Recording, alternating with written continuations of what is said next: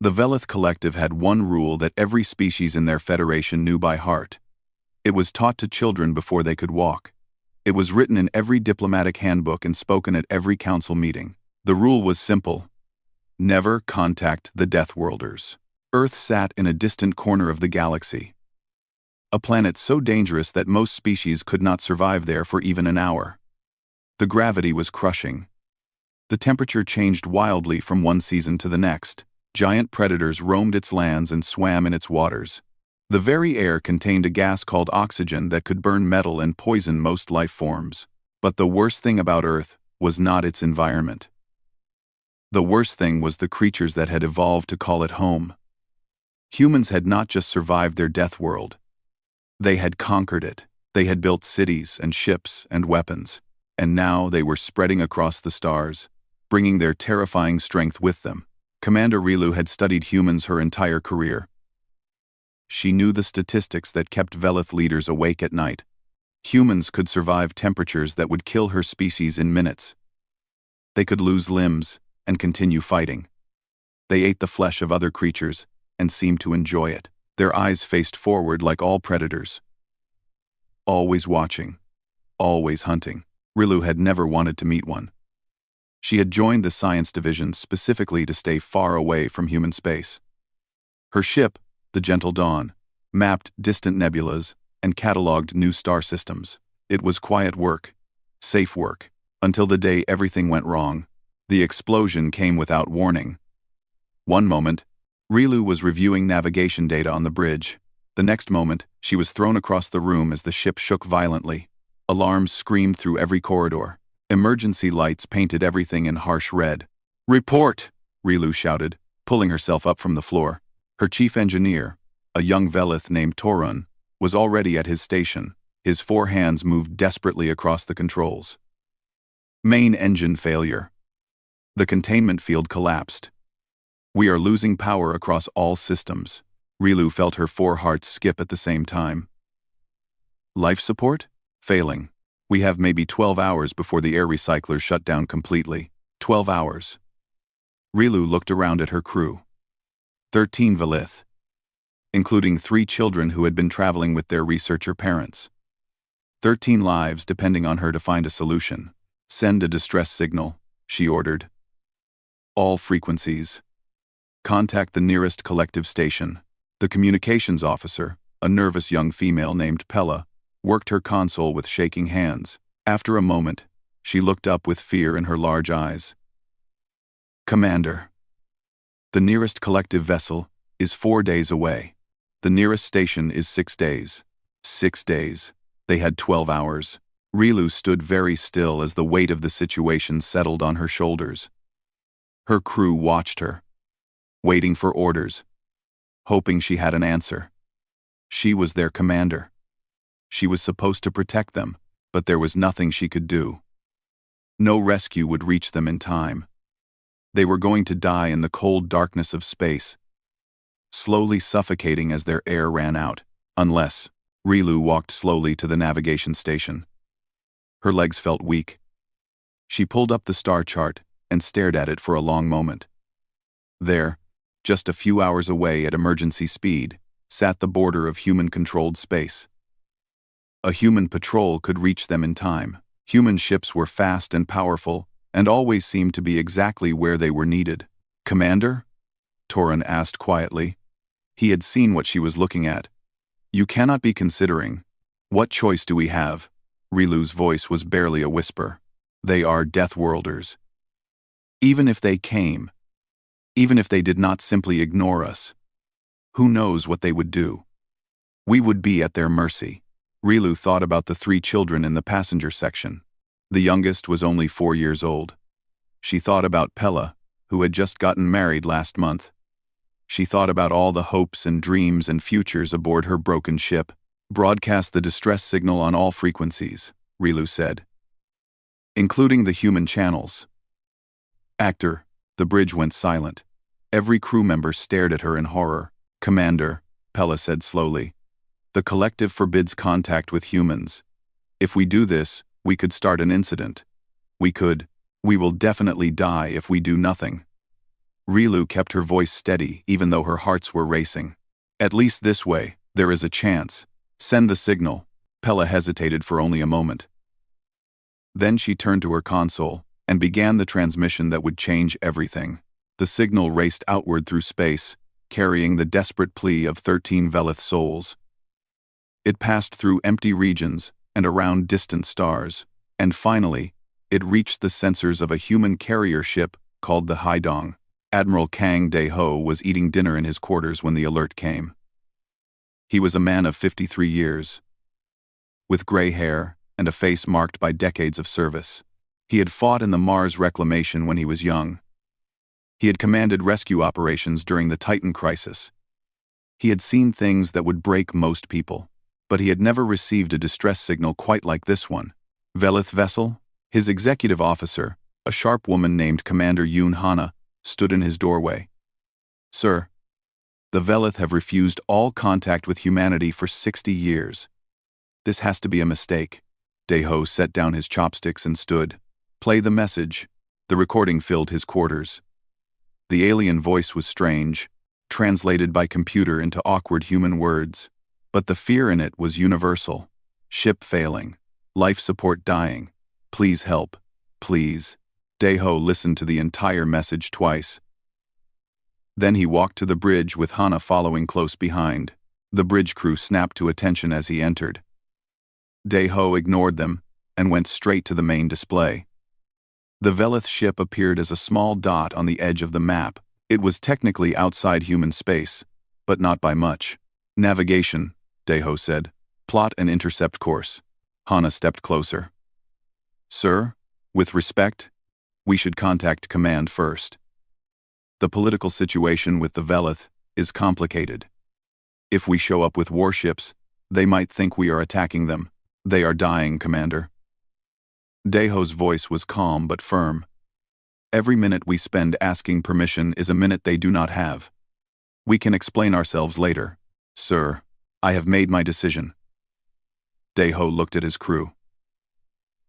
These were good people, soldiers and scientists and engineers who had dedicated their lives to protecting others.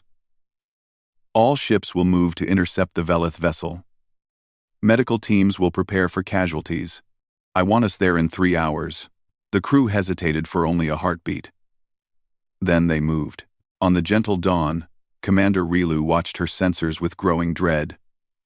5 ships had appeared from human space. 5 massive vessels, each one bristling with weapons that could destroy her entire fleet without effort.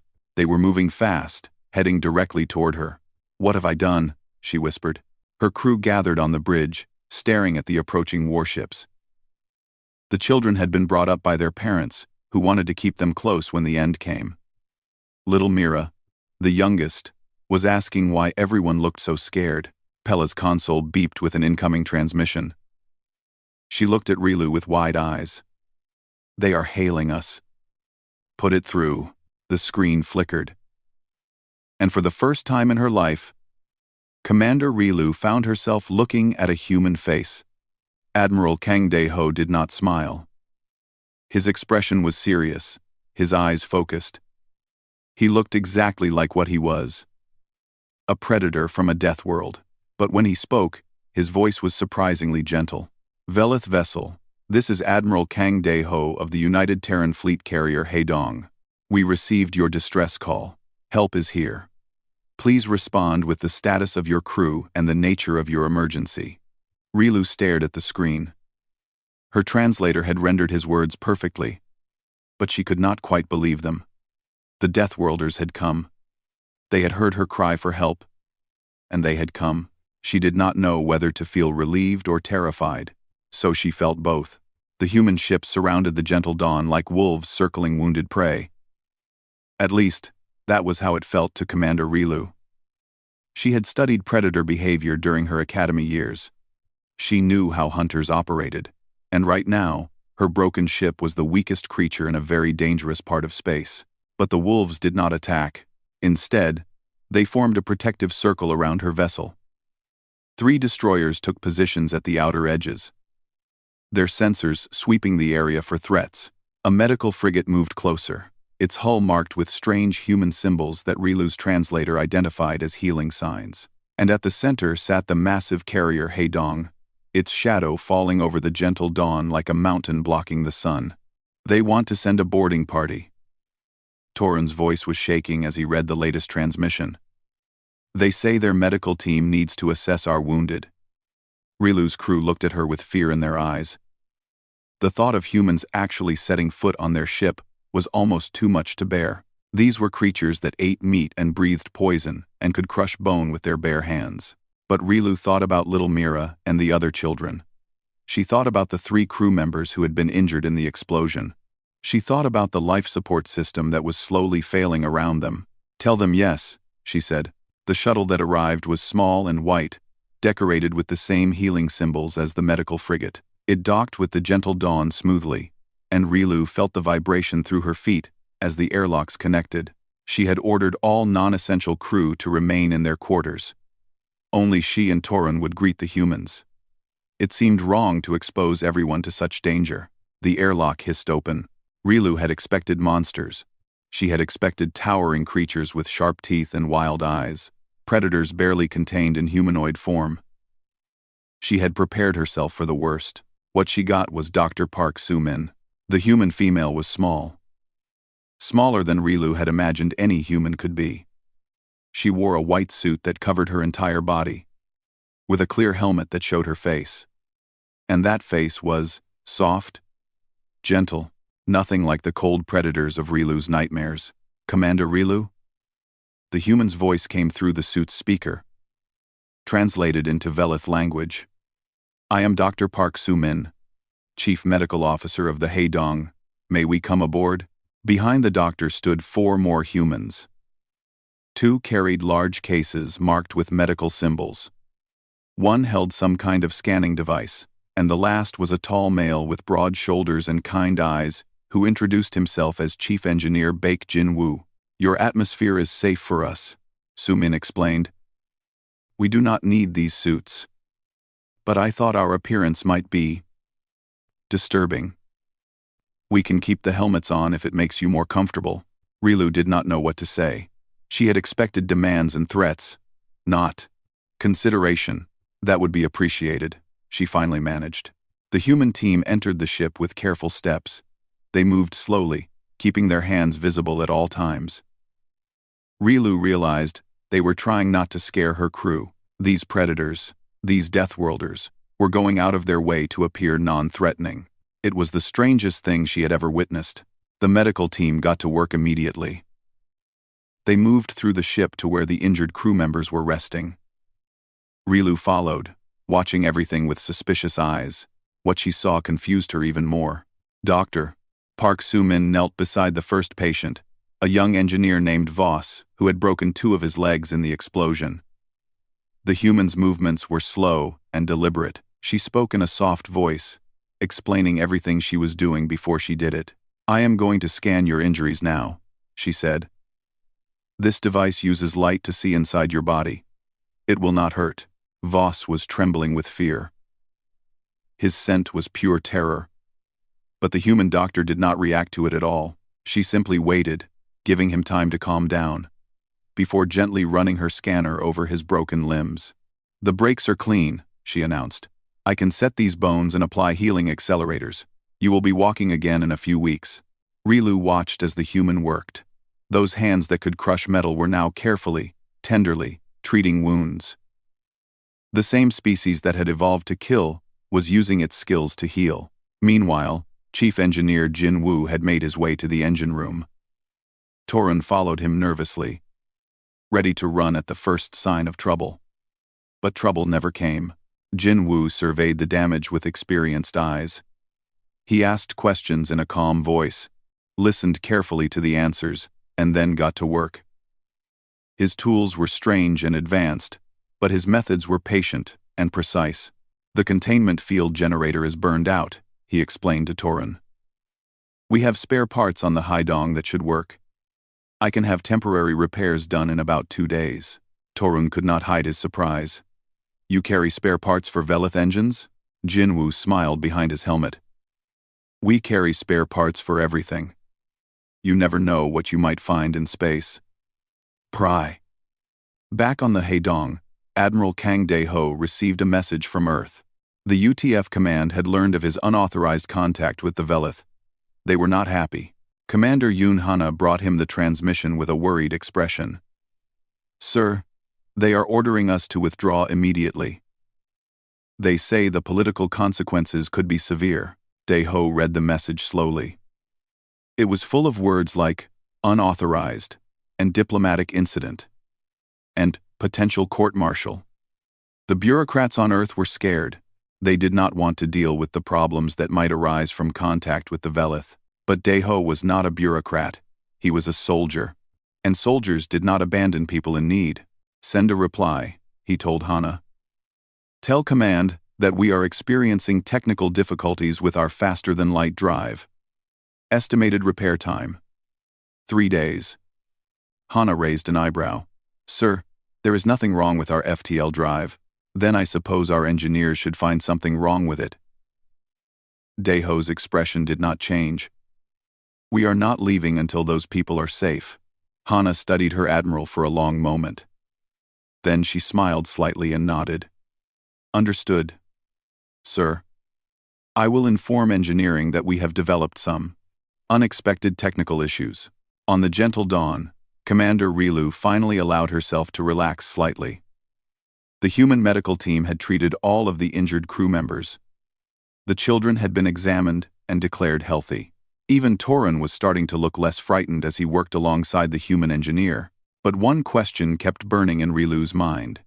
She found Dr. Park Soo-min during a quiet moment and gathered her courage to ask it. Why are you doing this? The human looked up from her medical kit. I am sorry? Why are you helping us? Rilu struggled to find the right words. Your species and mine have no relationship.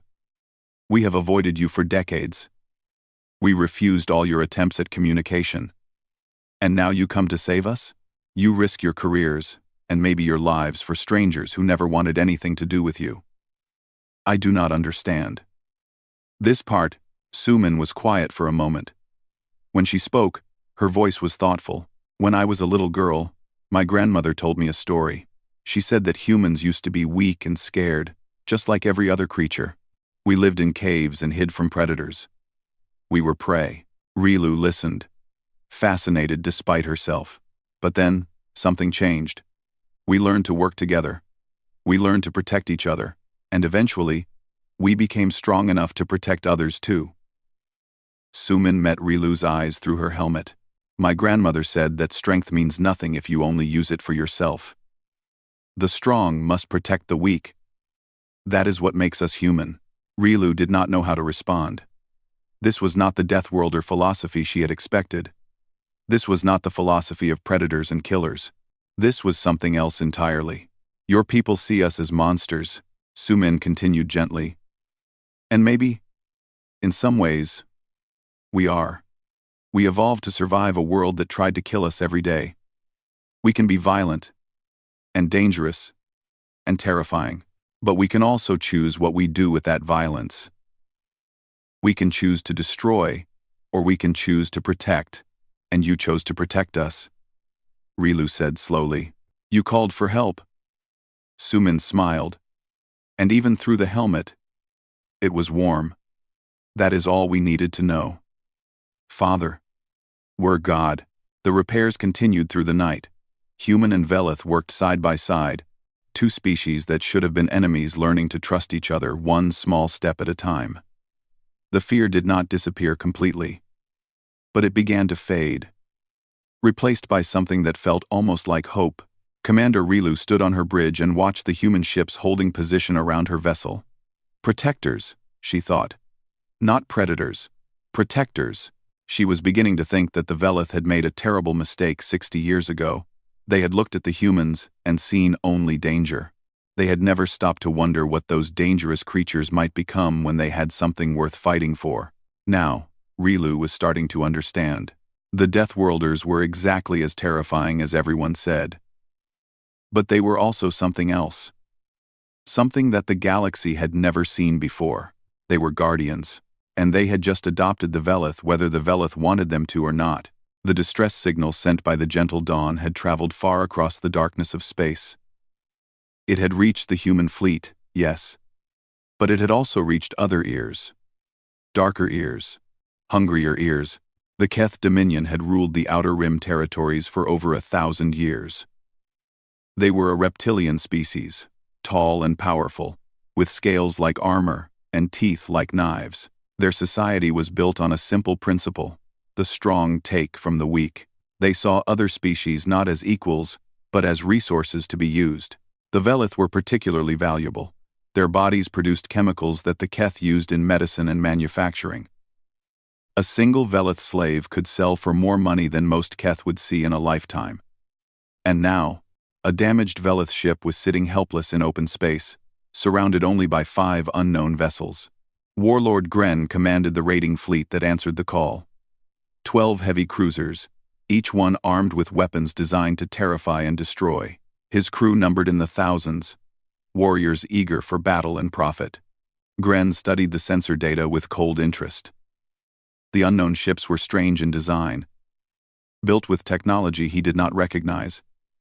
They were smaller than his cruisers, which meant they were probably weaker.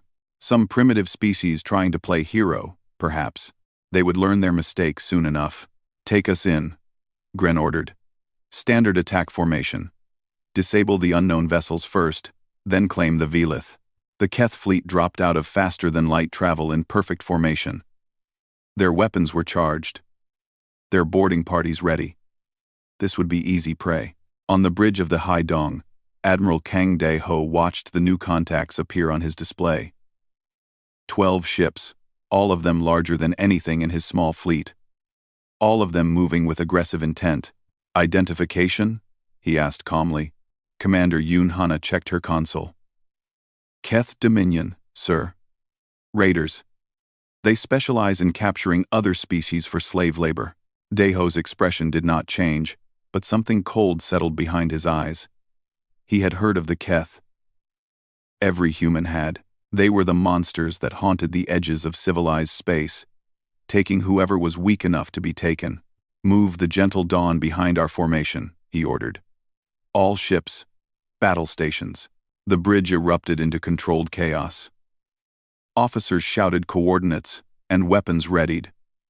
Lieutenant Im Yeri, the ship's weapons officer, began preparing targeting solutions with quick, efficient movements. "Sir," Hana said quietly, "we are outnumbered more than 2 to 1.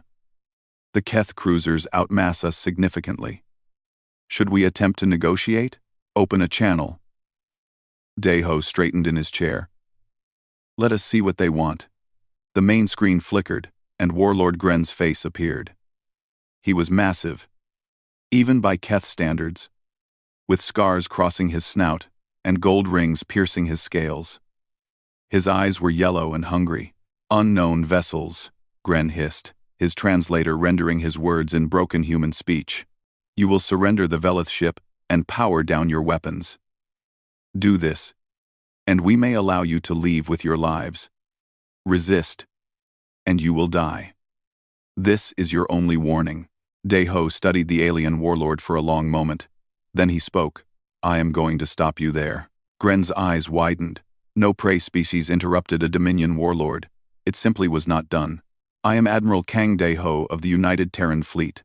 The Velith vessel behind me is under my protection. You have 30 seconds to withdraw your ships from this area, or I will destroy your entire fleet."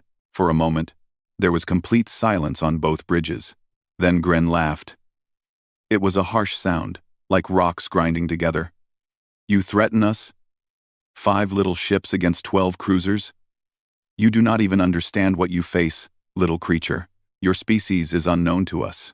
You will be our newest addition to the slave markets." 20 seconds, Daeho said. On the gentle dawn, Commander Rilu watched the exchange with growing horror. The humans were going to get themselves killed. There was no way 5 ships could defeat 12 Keth cruisers. The math simply did not work. She turned to Dr.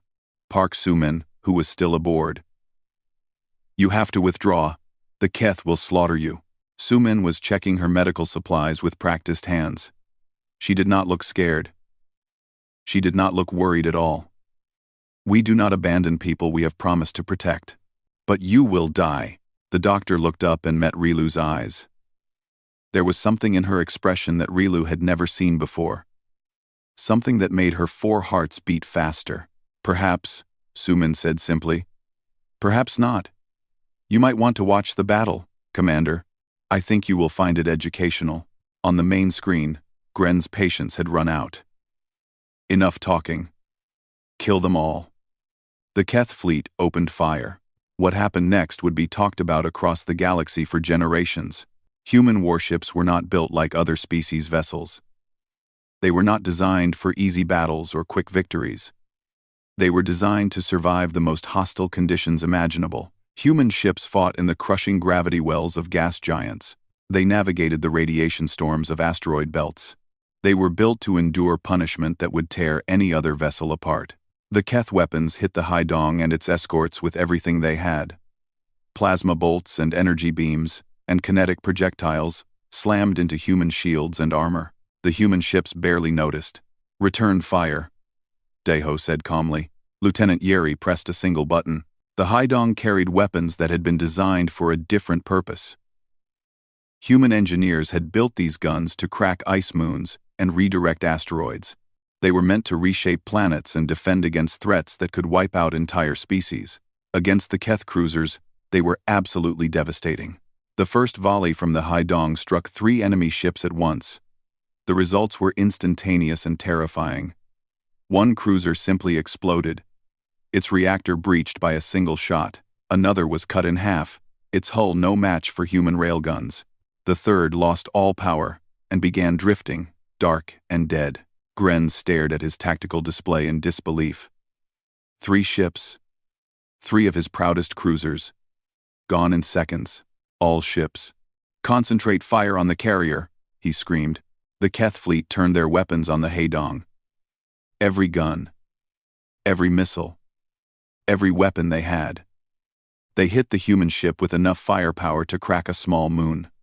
The Haidong's shields flickered, its armor scorched. But it did not fall. And while the Keth were focused on the carrier, the 3 human destroyers swept around the flanks. Targeting solutions locked, Ensign Cho Tae-young reported from his station. Ready to fire. Hana did not wait for the Admiral's order. All destroyers, weapons free. The destroyers opened fire with surgical precision. Each shot was calculated. Aimed at critical systems. Engines were destroyed. Weapon systems were disabled. Ship after ship fell as the humans carved through the Keth fleet like a knife through soft cloth. Warlord Gren watched his proud fleet being torn apart. 9 cruisers destroyed in less than 10 minutes. His remaining 3 ships were damaged and struggling to retreat. Fall back, he ordered, his voice shaking with something he had never felt before. Fear. All ships. Retreat. The surviving Keth vessels turned and ran, their faster-than-light drives engaging as they fled into the darkness of space. Admiral Deho watched them go. His face showed no satisfaction, no joy, only cold determination. Let them go, he said quietly. They will carry a message. Hana nodded. What message, sir? Deho looked at the screen showing the Velith ship, safe and whole behind his battered but victorious fleet. That the Velith have new friends, and that those friends are not to be challenged. On the gentle dawn, Commander Rilu stood frozen at her console. She had watched the entire battle. She had seen the impossible happen. 5 small ships had just destroyed 9 enemy cruisers and sent the rest running in terror. Dr. Park Soo-min touched her shoulder gently. Are you all right, Commander? Rilu turned to look at the human. Her mind was struggling to process what she had just witnessed. You destroyed them, she whispered. 9 warships. Yes, the Keth have terrorized this region for 1,000 years. No one has ever defeated them so completely. They made a mistake, Sumin said simply. They threatened people under our protection. Rilu thought about everything she had believed about humans. She thought about the fear that had kept her species away from them for 60 years. She thought about the stories and warnings and dire predictions. None of them had prepared her for this. The humans were exactly as dangerous as everyone said. More dangerous, even. They were weapons of war wrapped in flesh and bone, capable of destruction on a scale that made the Keth look like children playing with toys. But they had not used that power to conquer. They had not used it to enslave. They had used it to protect strangers who had never given them anything. "Thank you," Rilu said. The words felt completely inadequate. Sumin smiled. "You are welcome. Now, let us finish those repairs. I believe you have a home to return to." As the human medical officer walked away to check on her patients, Rilu looked out at the debris field that had once been a Keth fleet. This was what happened when you threatened people the Deathworlders had decided to protect. She made a decision then. When she returned home, she would tell everyone what she had seen. She would tell them about the humans who answered distress calls and fought battles for strangers. She would tell them that the Velith had been wrong to hide for 60 years. It was time to stop being afraid of the Deathworlders. It was time to become their friends. News traveled fast across the galaxy. By the time the Gentle Dawn limped back to Velith space with its human escort, everyone had heard what happened. A small human fleet had answered a forbidden distress call. They had rescued a stranded Velith crew, and then they had destroyed a Keth raiding force in one of the most one-sided battles in recorded history. The galaxy had many questions, but the most important ones would be answered on two very different worlds. On Earth, Admiral Kang De-ho stood before the United Terran Council. The Great Chamber was filled with representatives from every human colony and territory. Cameras broadcast his image to billions of viewers across the stars. Everyone wanted to see the man who had started an interstellar incident. Council Chair Na Eun-bi looked down at him from her elevated seat. She was a stern woman with silver hair and eyes that missed nothing. She had built her career on careful diplomacy and measured decisions. What De-ho had done was the opposite of everything she believed in. "Admiral Kang," she began, her voice cold. "You stand before this council accused of serious crimes. You violated direct orders from your commanding officers. You initiated unauthorized contact with an alien species. You engaged in military action without approval from this body. Do you understand the charges against you?" De-ho stood at attention, his dress uniform perfect. "Yes, ma'am. And how do you plead?" "Guilty to all charges." A murmur swept through the chamber. Everyone had expected him to make excuses, to argue, to defend himself.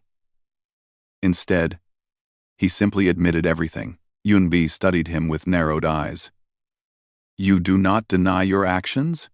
"No, ma'am. I did exactly what I am accused of doing. I received a distress call from a vessel in danger. I led my fleet to rescue them. When raiders arrived to enslave the people I had sworn to protect, I destroyed the raiders. You were ordered to withdraw." "Yes, and you ignored that order." "Yes." The chamber was silent. Eun-bi leaned forward. "Explain yourself, Admiral. Help this council understand why a decorated officer with 30 years of service would throw away his career for a species that has refused to acknowledge our existence." De-ho was quiet for a moment, then he spoke, and his voice carried to every corner of the room. 13 Velith were aboard that ship. 3 of them were children. The youngest was 4 years old. He paused. The Keth Dominion intended to take them as slaves. They would have spent the rest of their lives in chains, worked until they died, their bodies harvested for chemicals. That was the future waiting for them if I followed my orders and withdrew. "And your duty to the Terran government?" Eun-bi pressed. "My duty is to protect those who cannot protect themselves. That is why I joined the fleet. That is what I have done my entire career. The day I abandon innocent people to slavery is the day I stop being the officer I swore to be." Another council member spoke up. "Admiral, your actions could have started a war. The Keth Dominion has issued formal complaints. The Velith Collective is in chaos. You have created a diplomatic nightmare. With respect, council member, I created nothing. The Keth created a situation when they decided to enslave innocent people. I simply responded to it." De-ho's eyes were hard. "And if the Dominion wants a war because we stopped them from kidnapping children, then perhaps that is a war worth fighting." The council debated for hours. Some wanted to make an example of De-ho. Others praised his actions. The arguments went back and forth while the entire human civilization watched. In the end, the verdict was almost anticlimactic. Admiral Kang Dae-ho was found guilty of insubordination and unauthorized military action. His punishment: a formal reprimand on his record and 60 days of mandatory shore leave. It was the lightest possible sentence. The message was clear. The council could not openly approve what he had done, but they would not truly punish him for it either. As Dae-ho left the chamber, he found his senior officers waiting for him. Commander Yoon Hana smiled slightly. "Mandatory vacation, sir. How will you ever survive?" Dae-ho allowed himself a small smile in return. "I will manage somehow." Far across the galaxy, a very different kind of judgment was taking place. Commander Rilu stood before the Velith Collective Council, the highest governing body of her species. The great chamber was filled with representatives from every Velith world and colony. All eyes were on her. High Elder Voss, the oldest and most respected member of the council, addressed her. "Commander Rilu, you sent a distress call on human frequencies. You invited Deathworlders into our space. You have violated the most sacred law of our people. Explain yourself." Argid %. Rilu had been preparing for this moment since her rescue. She had thought about what to say, how to describe what she had experienced. But now that she was here, all her prepared speeches seemed meaningless. "Honored Elder, I was dying. My crew was dying. We had 12 hours of air left and no hope of rescue." She kept her voice steady. "I had a choice. I could follow our laws and let 13 of our people suffocate in the darkness, or I could call for help from the only ones close enough to save us. You chose to contact the Deathworlders," another council member said accusingly. "I chose to give my crew a chance to live." Rilu straightened. "And I was right to do so." The chamber erupted in shocked whispers. No one spoke to the council with such boldness. Rilu continued before she could lose her courage. "The humans came for us. They could have ignored our signal. They could have stayed safe in their own territory. Instead, they risked everything to save strangers who had refused to even acknowledge them for 60 years. They are predators," Voss said. "Their kindness could be a trick." "I thought the same thing at first," Rilu admitted. "I waited for them to show their true nature. I watched their doctor treat our wounded with gentle hands. I watched their engineer repair our ship with patient care. I saw them move carefully and speak softly because they knew their presence frightened us." She took a deep breath. And then the Keth came. The chamber went silent. Everyone had heard about the battle, but hearing it from someone who had witnessed it was different. 12 Keth cruisers against 5 human ships. The odds were impossible. I was certain we would all die. Rilu's voice grew stronger. The humans did not hesitate. They did not try to negotiate or escape. They put themselves between us and the slavers, and they fought. "They destroyed the Keth fleet," Voss said quietly. "In minutes. Weapons I have never seen. Tactics I cannot understand. The humans carved through those cruisers like they were made of paper." Rilu looked around the chamber. "This is what we have been hiding from. Not monsters. Not mindless predators. Warriors who choose to protect instead of destroy." "What would you have us do?" Voss asked. Rilu made her choice. "Stop hiding." The humans answered our call for help without asking for anything in return. They fought for us. They bled for us. And we have spent 60 years pretending they do not exist. She looked at the assembled leaders of her people. "The galaxy is dangerous. The Keth will come again. Other raiders will come. We cannot protect ourselves. We have always known this, but we have been too proud to admit it." "You suggest we seek alliance with the Deathworlders?" a council member asked, horrified. "I suggest we seek alliance with the only species in the galaxy that answers distress calls from strangers." Rilu met Voss's ancient eyes. "They call themselves humanity, and I believe they could be the best friends our people have ever had." The debate that followed lasted for days. Old fears battled against new possibilities. Centuries of isolation warred with the undeniable evidence of what had happened. In the end, High Elder Voss called for a vote. The decision was not unanimous. Many Velith could not overcome their fear of the Deathworlders. But the majority voted in favor of Rilu's proposal. For the first time in 60 years, the Velith Collective would reach out to humanity. Commander Yoon Hana received the transmission on her personal device, while Admiral Dae-ho was still on his mandatory shore leave. She read it 3 times before believing it. The Velith Collective was requesting formal diplomatic contact with the United Terran government. They wanted to discuss an alliance, a partnership between their peoples, and they had specifically asked for Admiral Kang Dae-ho to be present at the first meeting. Hana smiled as she forwarded the message to her commanding officer. The bureaucrats who had wanted to punish him for starting an incident were about to learn something important. Sometimes, doing the right thing created its own rewards. Dae-ho read the message on his beach house balcony, watching the sunset over the ocean he had been born beside. He thought about the 13 Velith he had saved. He thought about the little girl named Mira who had waved goodbye to him when they parted ways. He thought about all the people in the galaxy who needed protection and had no one to protect them. His shore leave would have to wait. There was work to be done. 6 months had passed since the rescue of the Gentle Dawn. 6 months of careful negotiations, diplomatic messages, and preparations for a moment that would change the galaxy forever. The Haidong led a convoy of 5 ships toward the Velith homeworld. This time, they came not as rescuers but as guests, not as warriors but as diplomats. The weapons were still there, of course. Humans never traveled unarmed. But today, they hoped those weapons would remain silent. Admiral Kang Dae-ho stood on the observation deck, watching the stars slide past. He wore his formal dress uniform, every medal and ribbon in perfect position. He had faced enemy fleets and survived deadly battles, but somehow this felt more frightening. "Nervous, sir?" Commander Yoon Hana appeared beside him, a slight smile on her face. "Terrified," Dae-ho admitted. "I know how to fight wars. Diplomacy is not my strength.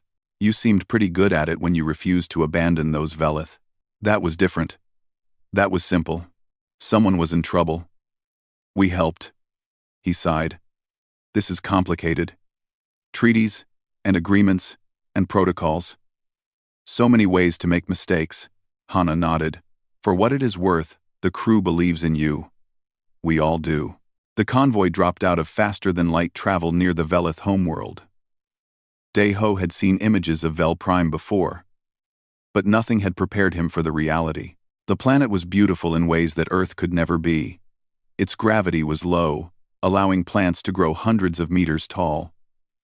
Cities floated in the clouds, connected by bridges of light. Crystal forests sparkled in the gentle sunlight. Everything about it spoke of peace and harmony. To human eyes, it also looked incredibly fragile. Earth was a world of storms and earthquakes, and volcanic fire. Vel Prime looked like it could shatter from a harsh word. "All vessels, proceed to designated coordinates," the Velith traffic control announced. "Welcome to Vel Prime." The human ships settled into orbit, and shuttlecraft began carrying the diplomatic delegation to the surface. Admiral Dae-ho was joined by Dr. Park Soo-min, Chief Engineer Baek Jin-woo, Lieutenant Im Yeri, and Ensign Cho Tae-young. They were not trained diplomats. They were the people who had saved the Gentle Dawn. The Velith had asked for them. Specifically, Commander Rilu waited at the landing platform.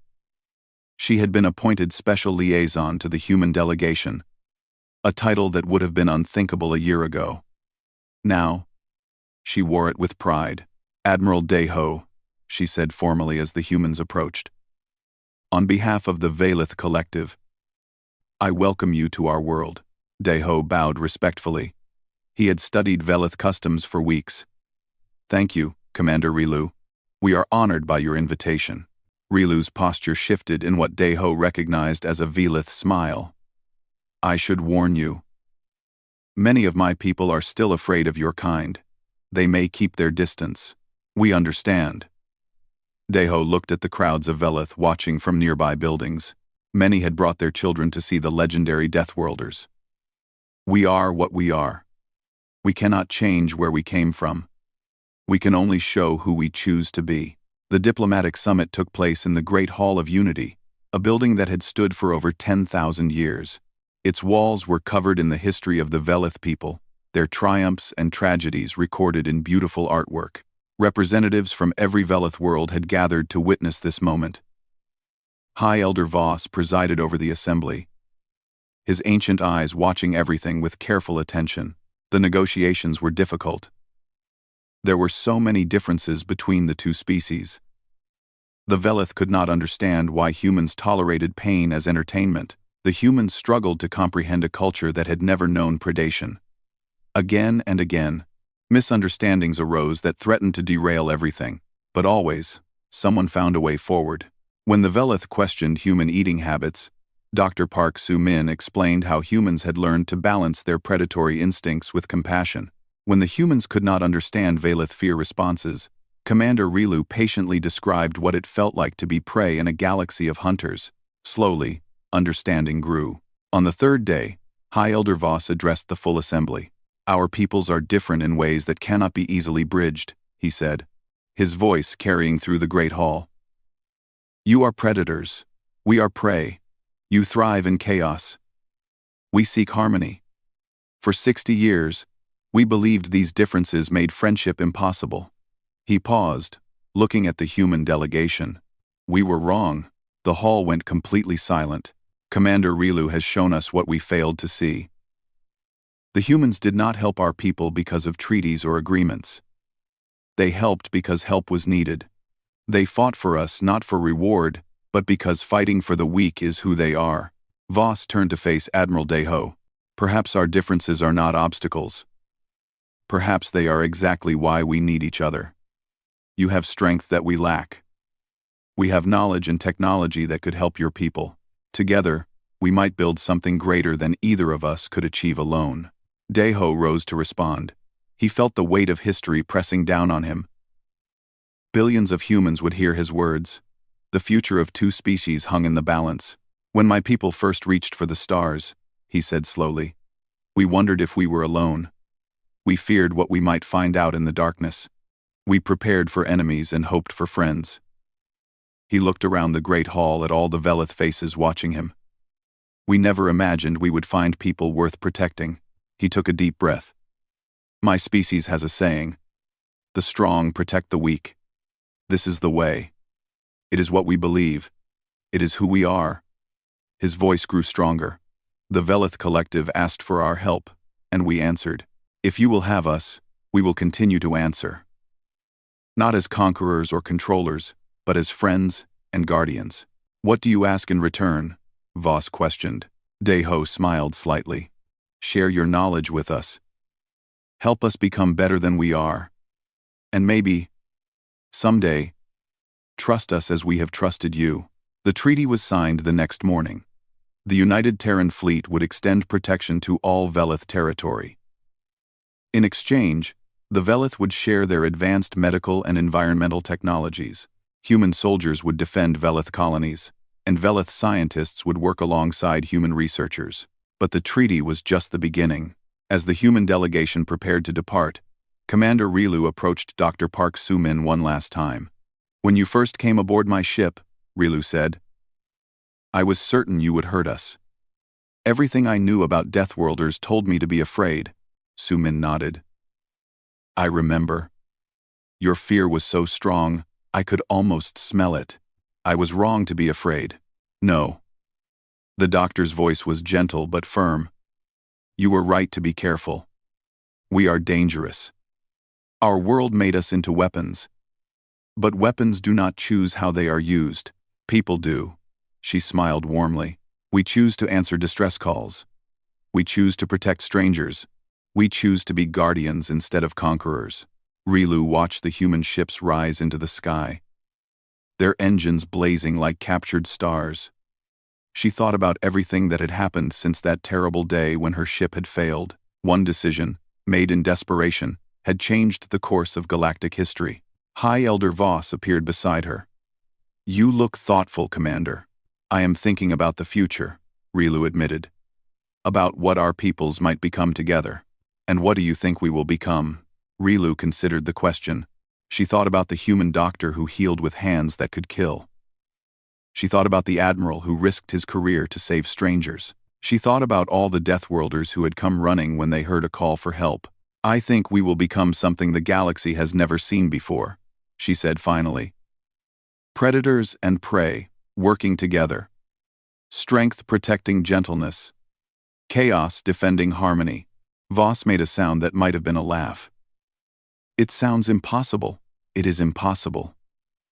Rilu smiled. That is what makes it beautiful. Far above, Admiral Deho looked down at the shrinking planet through the observation window. Beside him, his officers were already discussing the challenges ahead. There would be so much work to do, training programs and defense plans, and 1,000 other details. But for now, in this quiet moment, Deho allowed himself to feel something rare. Hope. Sir? Ensign Cho Tae-young approached him. Message from Earth. The Council wants a full report on the summit. Deho nodded. Tell them the mission was successful. The Velith are our allies now. Anything else? The Admiral thought about the little girl named Mira, safe now on her homeworld. He thought about all the other Velith children who would grow up in a galaxy that was just a little bit safer because humans had answered a call. Tell them this was only the beginning. The Haidong turned toward home, its engines carrying it back to Earth. Behind it, a new alliance stretched across the stars. Two peoples who should have been enemies had become something else instead. Friends, guardians, family.